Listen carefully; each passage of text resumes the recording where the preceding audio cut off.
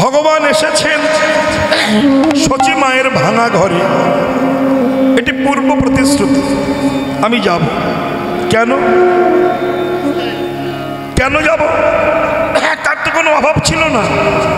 রাজৈশ্বর্যপতি অধিপতি, রাজার ছেলে, ঐশ্বর্য প্রাচুর্য ছিল, কিন্তু তার ইচ্ছা হলো একটু মাধুর্য আস্বাদন করা।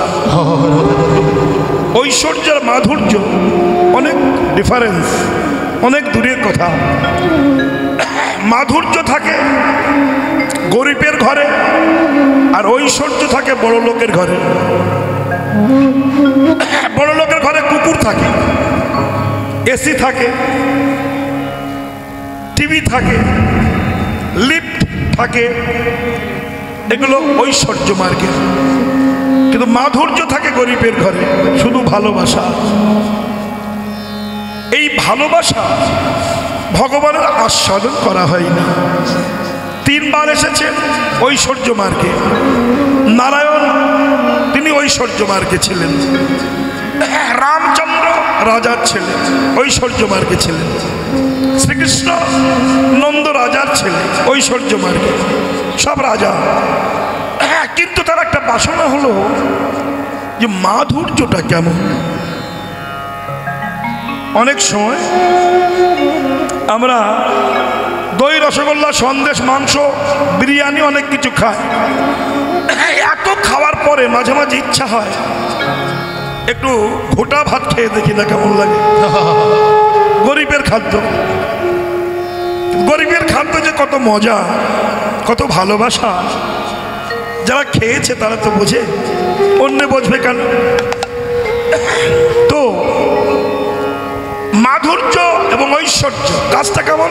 ঐশ্বর্য কাজ হচ্ছে ধরে রাখা, বিলিয়ে না দেওয়া, আর মাধুর্যের কাজ হচ্ছে বিলিয়ে দেওয়া। আমার যতটুকু আছে আমি জগৎকে বিলিয়ে দেব, আমারটা আস্বাদন করে আনন্দ পাবে, সেটি আমার আনন্দ। আর ঐশ্বর্য মার্গের কাজ কি? কুকুর পুষবো, রাশিয়ান কুকুর। ঐশ্বর্য মার্গের মানুষের নিমন্ত্রণ করব, 3X ব্র্যান্ডি রাম, খাসির মাংস আমরা খাবো, গরিবকে দেব না। এটা ঐশ্বর্য মার্গের কাজ। একজন বৃদ্ধা মা আসতে, তিনি 2টি বালতি নিয়ে প্রত্যেক দিন জল আনতেন। তার কাজ ছিল গঙ্গা থেকে জল আনা। দুপাশে 2 হাতে 2টি বালতি থাকতো, কিন্তু একটা বালতি পূর্ণ ভালো, একটা ভিতরে ভিতরে একটু ছিদ্র ছিল। বালতিটা সারা জীবন জল বয়ে বেড়ায়, 2 হাতে করে নিয়ে আসে। ডান হাতে যে বালতি ছিল সেটা পূর্ণ জল ধরে রাখতে পারত, জানি তাই। আর বাঁ হাতের জলটা, বালতিটা একটু ছিদ্র ছিল, তো বাড়ি আস্তে আস্তে পড়তো, তো অর্ধেক জল হয়ে যেত, ধরে রাখতে পারতো না। একদিন বালতিটা বৃদ্ধ মাকে এবং বৃদ্ধা মাকে প্রশ্ন করছে, মা গো, তোমার শুধু কষ্টই সার হলো, পূর্ণ বস্তুটা আমার কাছ থেকে পেলে না, আমি দিতে পারলাম না কেন? ডান হাতে যে আছে প্রত্যেক দিন পূর্ণটা তোমাকে দেয়, আর আমি ছিদ্র ভাঙা, আমি আস্তে আস্তে অর্ধেক হয়ে যাই, তোমার শুধু টানাটাই সার হয়, আমি দিতে পারলাম না। তখন বৃদ্ধা মা বলছে, বাবা রে, তুই যে ছিদ্র তা আমি জানতাম, তথাপিও তোকে বয়ে নিয়ে যেতাম, আনতাম। কেন জানিস? আমি জানি তুই ছিদ্র, কিন্তু যখন আমি বাহাতে করে আনতাম, আমি জানতাম ছিদ্র, তুই জল পড়তে পড়তে আসিস, তাই ভাবলাম এই যখন ধরে রাখতে পারে না, জলটা পড়ছে, আমি কিছু ফুলের বীজ ছড়িয়ে দিয়েছিলাম রাস্তার পাশ দিয়ে, ফুলের দানা। কেন না? ফুলের দানা যখন ছড়িয়ে দিয়েছিলাম, আর তুই প্রত্যেক দিন জল ফেলতে ফেলতে আসতিস, আর ওই জল পড়ে পড়ে জলের স্পর্শে জো হয়েছে, ওই ফুল চারা হয়েছে। এখন দেখ প্রত্যেকটা আমি গোবিন্দ সেবায় লাগাচ্ছি।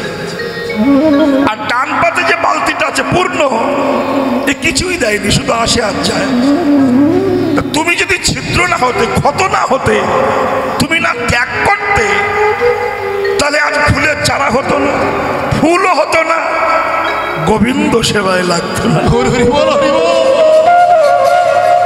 তাই মাধুর্য থাকে বাঁ সাইডে, ডান সাইডে থাকে ঐশ্বর্য।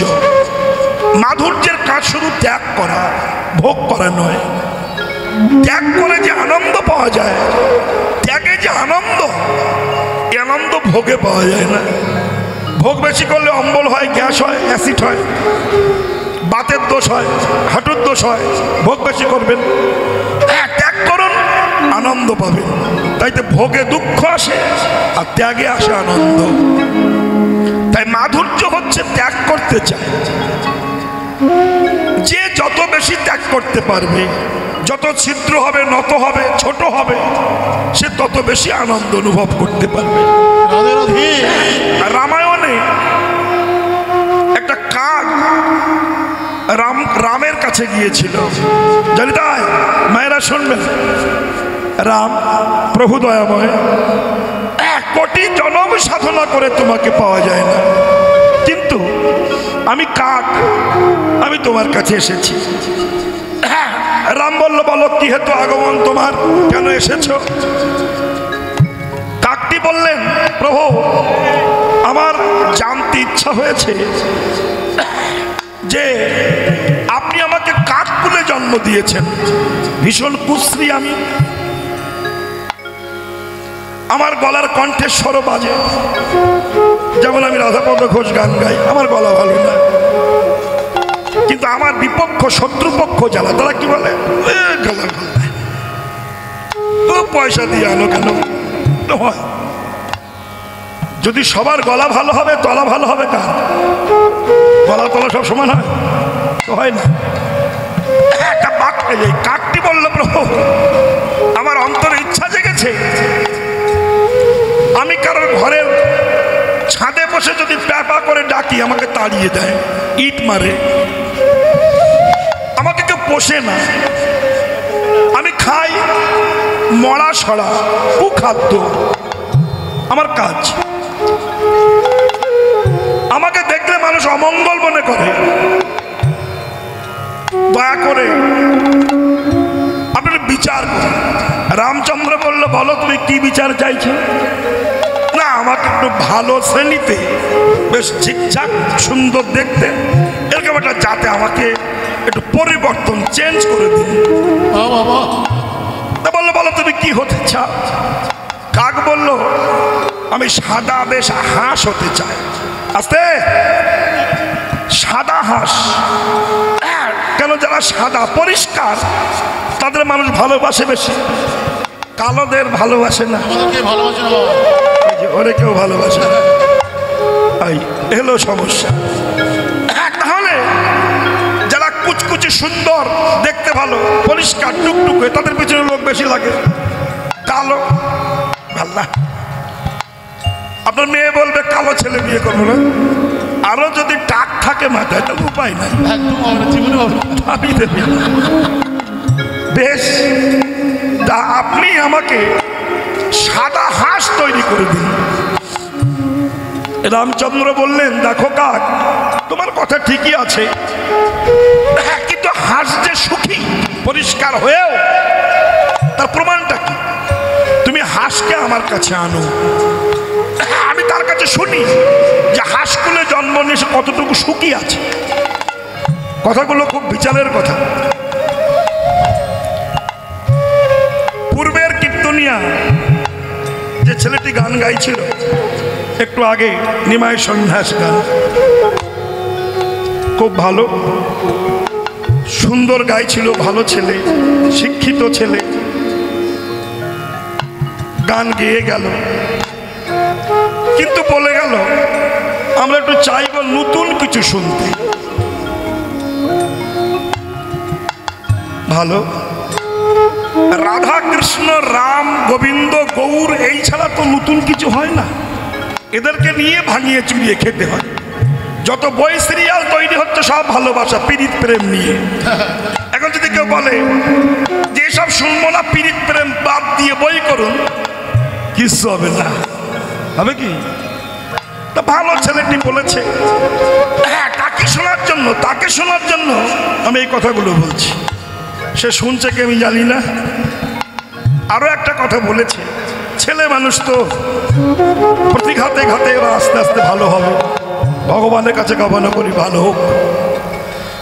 আর একটা কথা বলল যে মালা যদি গলায় দিলে ভগবান পেত, তাহলে এক গুরুদেব সাপে কামড়িয়েছে, শাস্ত্রে লেখা আছে তুলসীর মালা গলায় থাকলে সাপে কামড়ায় না। এই বাবা হ্যান্ডবিল রাখুন তো আপনি।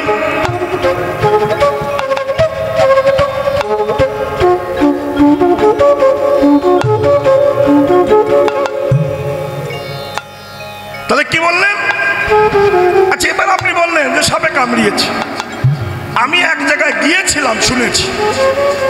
ঠিকানাটা বললেন না কেন, যে কোন গ্রামে কোন গুরুদেব, সেটা কিন্তু বলেননি। হ্যাঁ, দুই, কামড়াতেই পারে। তুলসীর মালা যে তার গলায় ছিল প্রমাণ। আজ হাজার হাজার কাঠের মালা বিক্রি হচ্ছে, জানেন? তুলসীর মালা লক্ষতে 2-10টা পাওয়া যায়, সব কাঠ মেশিনে তৈরি হচ্ছে। সে গুরুদেবের গলা যদি কাঠের মালা থাকতো, সাপে কামড়িয়েছে। তুলসী যে প্রকৃত তুলসী, কৃপা তার হবে, নইলে এই বুঝা শিক্ষিতগণ বয়ে বেড়াতো না, তারা মূর্খ নয়। তুলসীকে লক্ষ লক্ষ কোটি কোটি বার সায়েন্স রিসার্চ করেছে, সেই তুলসী সম্মান দিয়েছে। তাহলে এবার বলছেন আস্তে, তুলসীর মালা পড়লেই ভগবান পাওয়া যায় না, ভক্ত হওয়া যায় না। কিন্তু শাস্ত্র বলছে বৈষ্ণব চিনব কি করে? যাহারে দেখিলে মুখে আসে কৃষ্ণ নাম, সেই তো জানিবে দেব বৈষ্ণব প্রধান। তাহলে আমি যদি ইন করে প্যান্ট পরে চশমা চোখে দিয়ে এরকম কত জামার মধ্যে কৃষ্ণ বলবে, কেউ দেখে? কেউ বলবে না। দাদা বলবে, কিন্তু যখন তিলক মালা চৈতন্য দেখবে হরে কৃষ্ণ হরে কৃষ্ণ, দেখেছেন মুখে কৃষ্ণ নামটা এসে গেল। সে ডুপ্লিকেট হোক দুঃখ নাই, চিটিংবাজ হোক দুঃখ নাই, কিন্তু একটা চিটিংবাজের মুখ দিয়ে আমার ড্রেসটা কৃষ্ণ বলিয়েছে, এটাই বড় সৌভাগ্য। বুঝে সুঝে কথা বলতে হবে তো। অপমানসূচক বাক্য কথাবার্তা বলবো, তাতে আমি বড় কীর্তনিয়া হয়ে যাব, এটা ঠিক নয়। বড় যদি হতে চাও ছোট হও, আগে নিচু হও। নেতা হতে গেলে নত হতে হয়, তবে নেতা হওয়া যায়।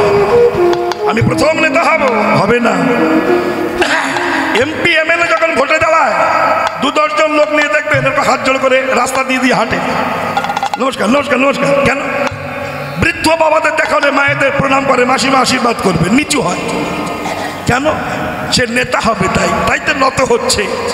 যখন ভোটে পাশ করে তখন উল্টে যে তাকে প্রণাম করতে হয়, কেন? সে নেতা হয়েছে। যদি নত না হতো নেতা হতে পারতো না। তাই তো বড় হতে গেলে ছোট হতে হয়। এরকম কথা কারো সেন্টিমেন্টে আঘাত করে বলা, যারা তুলসীর মালা গলায় দিয়েছে, তিলক রেখেছে, তাদেরকে ছোট করা, এটা বৈষ্ণব জগতে অপরাধ ছাড়া কিছু নয়। আমি তাই বলবো, এটা তো বাচ্চা শিশুরা যদি সঠিক পথে দাঁড়িয়ে থাকে, কিছু হোক না হোক, আমার গান হওয়ার দরকার নাই, সংসার চলার দরকার নাই, কিন্তু আমি বৈষ্ণব অপরাধীটা হব না। অপরাধ যে কোন পথে আসে এ কথা বলা যায় না মা। আমরা মনে করি আমার এটা হলো কেন, কিভাবে যে কোন পথে অপরাধ আসে এ কথা আমরা বুঝি না, ফট করে একটা কথা বলে বসে থাকি। ঘটনা রূপ গোস্বামী পাদ প্রত্যেক দিন কৃষ্ণকে সাধনা করতেন, রাধা গোবিন্দকে দেখতেন। রূপ গোস্বামী পাদ মহাবৈষ্ণব, বৃন্দাবনের চূড়ামণি বিদগ্ধ বৈষ্ণব, সাধনায় রত আছেন। এমন সময় দেখছেন চোখ বন্ধ করে ভিতর দিয়ে ভাবের ঘরে দেখছেন রাধারানীকে কৃষ্ণ কাঁধে নিয়েছে, ফুল তুলছে রাধারানী। হঠাৎ কৃষ্ণ ঝাড়া দিয়েছে, রাধারানী পড়ে গেছে, আর রূপ গোস্বামী হো হো করে হেসে উঠেছে। ঠিক ওই টাইমে খঞ্জ বাবা, একটা খোড়া বাবা বৈষ্ণব, মালা জপ করতে করতে যাচ্ছিল। ওনার বড় দুঃখ লাগলো, রূপরে তুই একটা বৈষ্ণব, আমি ঘোড়া বলে তুই আমাকে উপহাস করলি। তখন ডিফারেন্সটা কেমন? উনি হেসেছেন ওটা দেখে, আর ইনিশটা মনে মনে মন্তব্য করেছে, যা তোর আর কৃষ্ণ কৃপা হবে না। রূপ গোস্বামী পাদ আর রাধা গোবিন্দ লীলা দর্শন করতে পারেন না, কিন্তু অপরাধ ছিল না। এইবার উনি কাঁদতে লাগলেন সমস্ত বৈষ্ণবের কাছে, হ্যাঁ দয়া করে আপনারা বলুন আমি আর লীলা দর্শন করতে পারছি না কেন? আরবি দগ্ধ বৈষ্ণবরা বললেন, রূপ মনে হয় কোনো বৈষ্ণব অপরাধ হয়েছে তোমার, বুঝলেন? তা বুঝবো কি করে বৈষ্ণব অপরাধ হয়েছে? তুমি বাড়ি বৈষ্ণব সেবা দাও, সবাইকে নিমন্ত্রণ করো, যে আসবে না জানবে তার কাছে তোমার বৈষ্ণব অপরাধ হয়েছে। তাই করলেন রূপ গোস্বামী পাদ। হ্যাঁ, সমস্ত বৈষ্ণব এলেন, খঞ্জ বাবা এলো না। সবাই গেলেন তার কাছে। কেন গেলেন না? তিনি বললেন, জানো রূপ গোস্বামী আমি খঞ্জ বলে আমাকে উপহাস করেছি। রূপ গোস্বামী চরণে লাফিয়ে পড়ে বললেন, বাবা আমি আপনাকে উপহাস করিনি, আমি রাধা গোবিন্দ লীলা দেখে রাধারানী পড়ে গিয়েছিল কাঁধ থেকে, তাই হেসেছিলাম। হ্যাঁ, তখন উনি বললেন, আশীর্বাদ করি গোবিন্দ তোমায় কৃপা করুন। আবার লীলা দর্শন হলো। এই অলক্ষ্য অপরাধ, ফচ করে মুখ যেটা বাজে কথা বলে দেবো, কথাটা কোথায় যাবে এ কথা বর্ণনা অতীত। রাজা পরীক্ষিত সাপ জড়িয়ে দিয়েছিল শ্রমিক ঋষির গলায়। এটা ভুল সিদ্ধান্ত, এর মধ্যে তত্ত্ব আছে, এটা ভুল। একজন রাজা, তার জ্ঞান ছিল না, যেমন সব মরা সাপ জড়িয়ে দেবে একটা ঋষির গলায়, অসম্ভব। তাহলে কথাটা কেমন না? রাজা কে? এগুলো বহিরঙ্গ, অন্তরঙ্গে তত্ত্বে আসুন। রাজা হচ্ছে আমি আপনি। কিসের রাজা? অহংকারের রাজা। কলির মানুষের কিছু না থাক, অহংকারটা কম নাই, অহংকার পরিপূর্ণ। যার কিছু নাই তার অহংকারটা আছে। আচ্ছা, এই অহংকার মঞ্চে বসে একজন বৈষ্ণব রাস্তা দিয়ে যাচ্ছে, ইনি হলেন শ্রমিক ঋষি। তাকে দেখেই বাজে কথা বললাম। এই দেহটা হচ্ছে ধনুক, আপনার পরীক্ষিত রাজা দেহটা হচ্ছে ধনুক, ধনুকের অগ্রভাগ দিয়ে মরা সাপটা জড়িয়ে দিয়েছিল। তার মানেটা কি? আপনি আমি রাজা, দেহটা ধনুক, মুখটা অগ্রভাগ, এই মুখ দিয়ে একটা অবমাননা সূচক বৈষ্ণব নিন্দা সাপ বৈষ্ণবের গলায় জড়িয়ে দিয়েছে। এতে বৈষ্ণব আপনাকে ক্ষমা করবে, কিন্তু বৈষ্ণব যাকে সাধনা করছে সে আপনাকে ক্ষমা করবে না, সে পুত্র হয়ে আপনাকে দংশন করবে।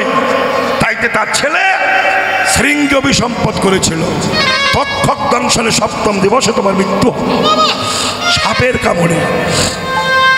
7 দিনে মৃত্যু হবে, সাপে কামড়াবে। কোন সাপ? কবিরাজ গোস্বামী বলছেন, দেহের মধ্যে কামিনী সাপ, কামিনী সাপ। দেহে কাম হচ্ছে ফণি, নিরন্তর দংশন করছে, জ্বলে যাচ্ছে পরাণ। কামরূপ ফণি মানে সাপ, তোমাকে দংশন করবে, তোমার 7 দিনের মধ্যে মৃত্যু হবে। কোন 7 দিন? আজকে সোমবার, আগামী সোমবার গুনে যান, মাঝখানে 7 দিন পাবেন। মঙ্গলবার থেকে আগামী মঙ্গলবার গুনে যান, মাঝখানে 7 দিন পাবেন। তাই পৃথিবীতে যত জীবজন্তু মানুষ আছে, এই 7 দিনে মরণ হবেই হবে। আমরা এই তত্ত্বগুলো বুঝি না। তাই বাবা, কার কোন দিক থেকে অপরাধ আসবে এ কথা বলা যাবে না। তাই আমি কতটুকু সৎ, আমি কতটুকু ভালো, নিজের বিচার করো ভাই, দেখবে পরের বিচারের সময় নাই। আমরা সারাটা জীবন লোকের বিচার করে বেড়াই, লোকের ছিদ্র খুঁজে বেড়াই, আমি আমার বিচার করি না যে আমি কতটুকু ভালো। মানুষ যদি নিজের বিচার করত, পরের বিচারের সময় পেত না। মানুষ নিজের নোংরামি চেপে রেখে পরের নোংরা খুঁজে বেড়ায়। এ হচ্ছে কলিকালের মানুষের স্বভাব। এই স্বভাব ত্যাগ না হওয়া পর্যন্ত আপনি বড় হতে পারবেন না। তাই বড় যদি হতে চান, ছোট হন আগে। গলায় মালা তিলক যদি না হয়, কোটি কোটি মানুষ, পৃথিবীর সর্বশ্রেষ্ঠ মানুষগুলো আজ গলায় মালা তিলক দিচ্ছে। এশিয়ায়, Thailand, Japan, American, Pakistan, Indonesia, Bangladesh, গলায় মালা তিলক দিয়ে বিদেশিরা হরিনাম করছে। তাদের শিক্ষা, তাদের জ্ঞান, তাদের পয়সা আমাকে চুপে দেবে কি সব মূর্খ? আমি একা পণ্ডিত ভেবে কথা বলবো না? আর এই কথাগুলো শুনে যারা বাহবা দেয় তাদের মতো মূর্খ আর জগতে আছে বলে মনে হয় না। আপনি গলায় মালা দেবেন না, তিলক দেবেন না, ঠিক আছে, কিন্তু আমার মালা তিলক তো আপনাকে কামড়াচ্ছে না। আপনার তো যন্ত্রণা হচ্ছে কেন? পরের ভালো সহ্য হয় না, তাই তো? কিছু কিছু লোক রাস্তায় বসে কাঁদে, গিয়ে জিজ্ঞাসা করবেন দাদা কাঁদছেন কেন? বলে পরের ভালো সহ্য হচ্ছে না তাই কাঁদছে। এই কলির মানুষ এমনই, এরা লোকের ভালো সহ্য করতে পারে না। ও জমের বাড়ি যাবে, আপনাকে সঙ্গে করে নিয়ে যাবে, এগুলো কলির সিদ্ধান্ত। হ্যাঁ, যাই হোক, তুমি এটা জানবে তোমার কথা মতো মালা বিক্রি কমে যাবে না। আজ ঘরে ঘরে গ্যাস্ট্রিক রোগী, লিভার খারাপ, ঘি খেলে অম্বল হয়, কিন্তু বাবা ঘির দাম কি কমে যাচ্ছে? ঘরে ঘরে সুগারের রোগী রসগোল্লা খাচ্ছে না, কিন্তু রসগোল্লার দোকান কি বন্ধ হয়ে গেছে? না না, এই যে কানা যদি আয়না না কেনে, আয়না কোম্পানি বন্ধ হবে না। সুগারের রোগী যদি রসগোল্লা না খায়, সুগার মিষ্টির দোকান বন্ধ হবে না। গ্যাস্ট্রিক রোগী যদি ঘি না খায়, ঘিয়ের দোকান বন্ধ হবে না। তবে চরিত্রহীন যদি ভগবানের নাম না করে, বৈষ্ণব মালা তিলক দেশে বন্ধ হবে না, পারবে না। আমি গত বছর রাধাকুণ্ডে গিয়ে মালার দাম করলাম 70 টাকা, এখন শুনি 300 টাকা। এই যে কীর্তনীয়রা মালা নিন্দা করছে না, এই বলার পরে তো মালার দাম সালা বেড়ে গিয়েছে, মালা বেশি বিক্রি হচ্ছে। দেখো, দুর্গা পূজা গত বছর কম ছিল, এবার বেশি হয়েছে। ওই যে কীর্তনীয় আসলে বলছে দুর্গা পূজা করতে হবে না, ওই দুর্গা পূজা বেশি হয়ে গেছে, কালী পূজা বেশি হচ্ছে।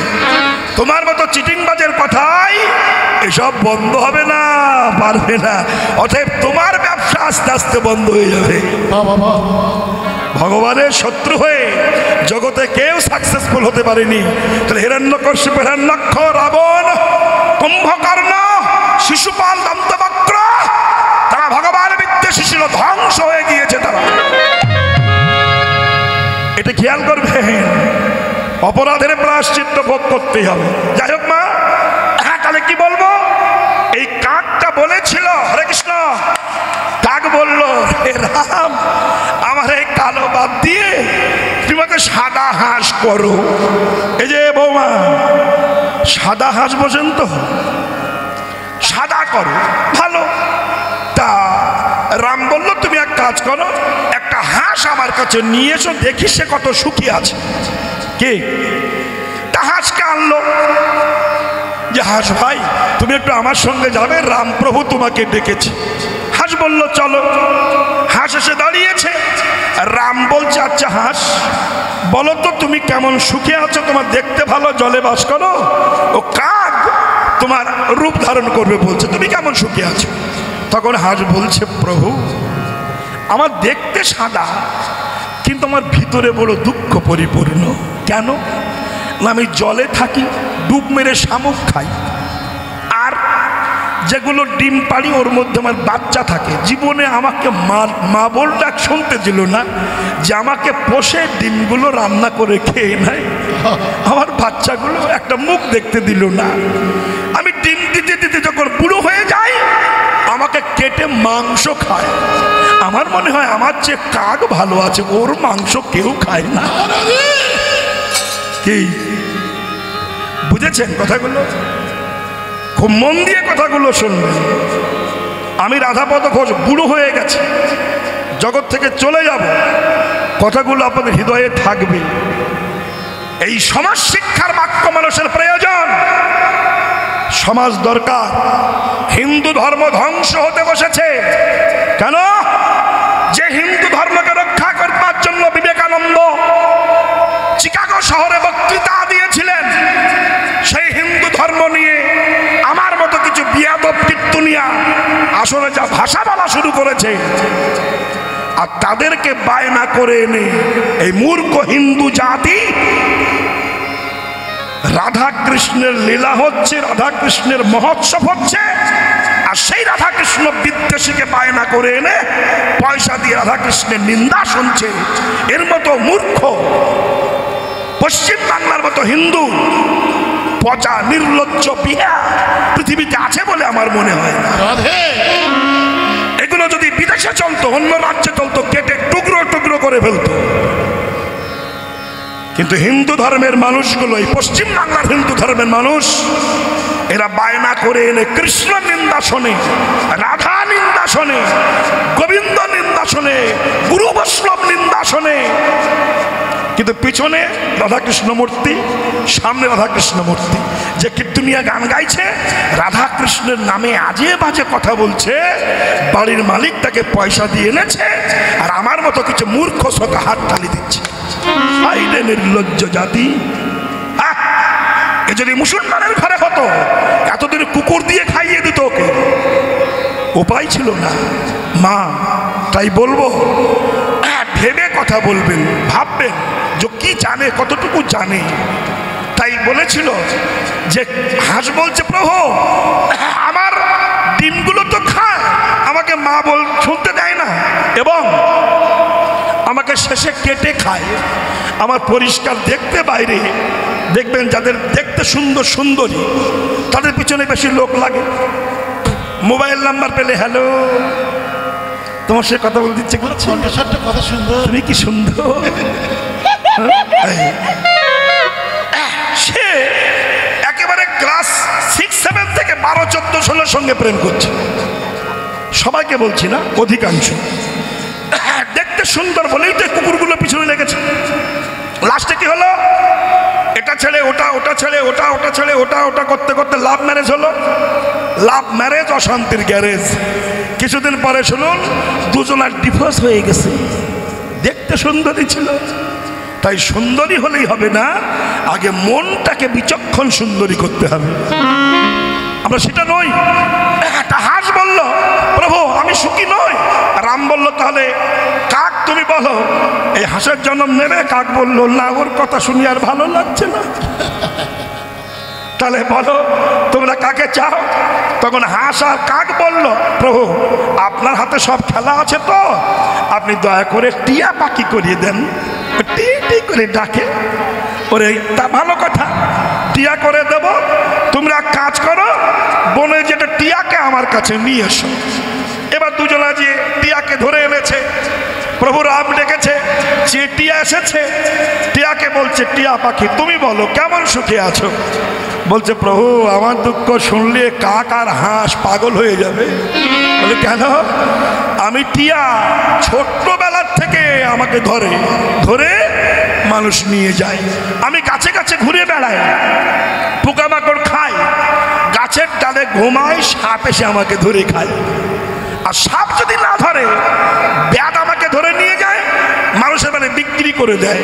একটা খাঁচা তৈরি করে তার মধ্যে আমার রেখে দেয়, দিয়ে দিন অন্তে দুটো ভাত ছড়িয়ে দেয়। আমার স্বাধীনতা কেড়ে নিয়ে আমাকে বন্দি করে রেখে দেয়, আমাকে তোমার নাম করার সুযোগ দেয় না। আরে জানো প্রভু, আমার সব সময় মৃত্যুর ভয়, সারাটা জীবন আমাকে বেঁধে রাখে মানুষ। তা বলো, হাঁস, কাক আর টিয়া পাখি বলো, তোমরা কে জীবন চাও? বলছেন না, ওর যা কাহিনী শুনছি তা ও আমি চাই না। কেউ সুখী নাই বাবা, জগতে কেউ সুখী না।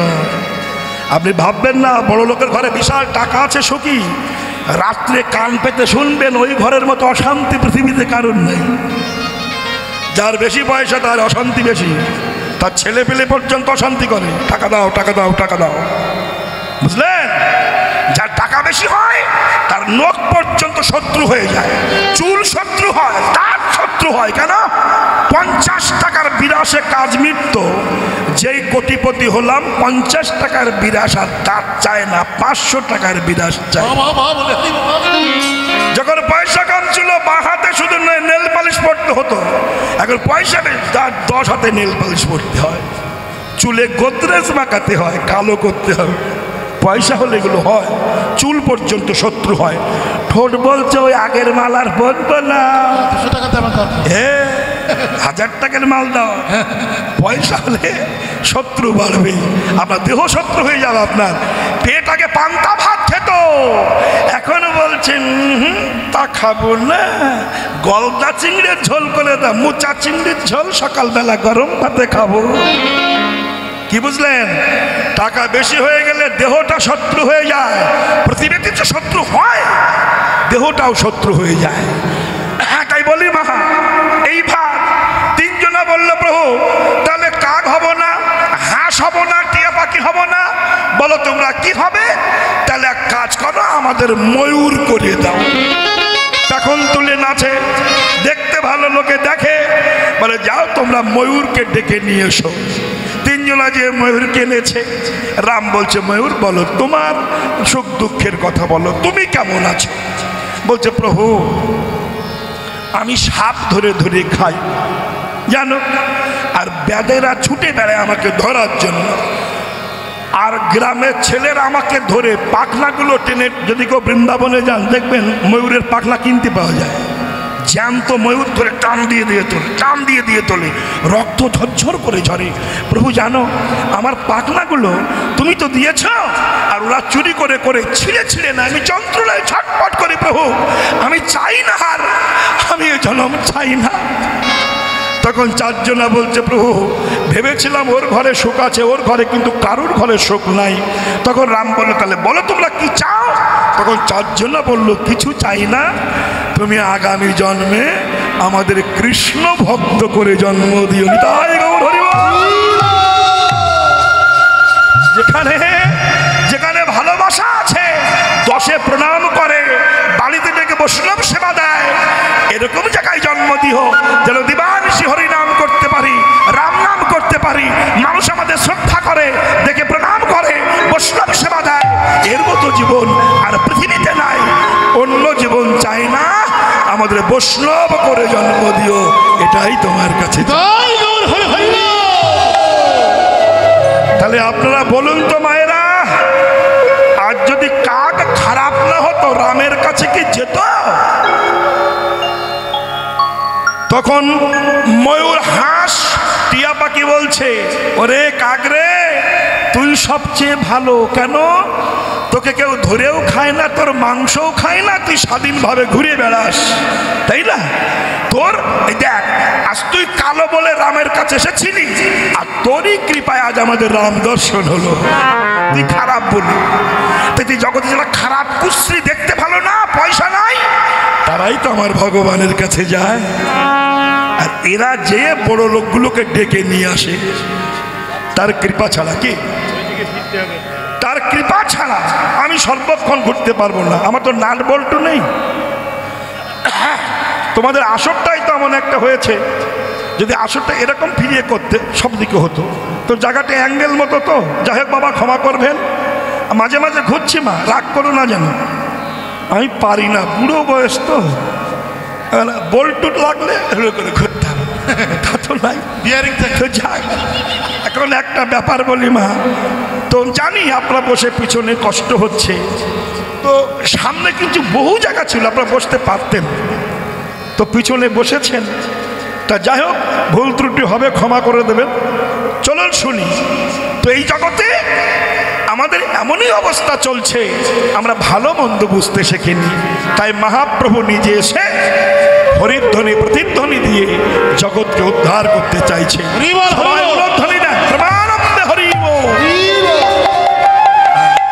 কি লাগিয়া মোর গৌর সুন্দর বসিয়া গৃহের মাঝে, বসন আসন রতন ভূষণ সাজায় অঙ্গের মাঝে, আপন বপুর ছাহনে হেরি যা